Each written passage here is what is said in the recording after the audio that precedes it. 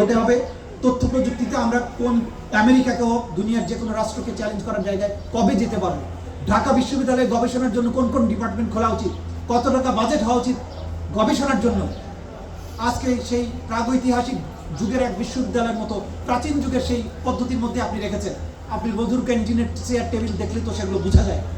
এই বিশ্ববিদ্যালয়ে আমার ছাত্ররা কী নিয়ে আলোচনা করছে। গত সরকারের সময় বিশ্ববিদ্যালয়ের ভাইস চ্যান্সেলর মতো পদে অধিষ্ঠিত থেকে তিনি গর্ব করতেন যে এই বিশ্ববিদ্যালয়ে 10 টাকায় চপ এবং সিঙ্গারা পাওয়া যায়, অথচ হার্ভার্ড MIT-র স্টুডেন্ট এবং শিক্ষকেরা প্রতি বছরে নোবেল পুরস্কার পাচ্ছে জ্ঞান বিজ্ঞানের নতুন কিছু আবিষ্কারের জন্য। প্রাচ্যের অক্সফোর্ড বলছে ঢাকা বিশ্ববিদ্যালয় কোন যুক্তিতে?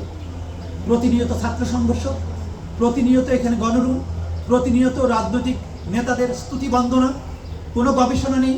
এইরকম বিশ্ববিদ্যালয় রেখে জাতিকে সামনে এগিয়ে নেওয়া যাবে না। ঢাকা বিশ্ববিদ্যালয় আমাদের গর্বের ধন, এইটাকে আধুনিক জ্ঞান বিজ্ঞানের অস্ত্রে সুসজ্জিত করতে হবে।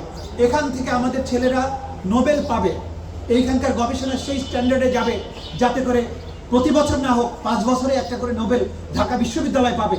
সেই বাংলাদেশ আমাকে গড়তে হবে, সেটা নিয়ে বিতর্ক হবে, সেটা নিয়ে আলোচনা হবে পার্লামেন্টে, এই সমস্ত বিষয় নিয়ে নয়। আসুন আমরা জাতিকে সেই পর্যায়ে নিয়ে যাই।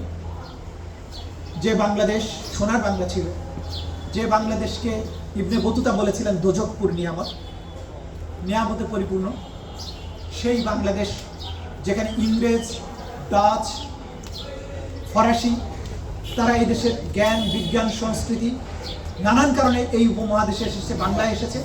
আবার সেই বাংলা সেই সুনামে ফিরে আসুক যেদিন বিদেশেরা ঢাকা বিশ্ববিদ্যালয়ে পড়তে আসবে তার শিক্ষার উৎকর্ষের জন্য, তার পজিশনের জন্য, সংস্কৃতির জন্য।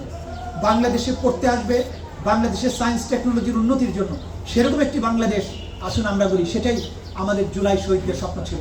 সবাইকে ধন্যবাদ জানিয়ে জুলাই শহীদদের স্বপ্ন বাস্তবায়নের সাথে সবাই ঐক্যবদ্ধভাবে কাজ করার জন্য অনুরোধ জানিয়ে আমার বক্তব্য এখানে শেষ করছি। খোদা হাফেজ, বাংলাদেশ জিন্দাবাদ।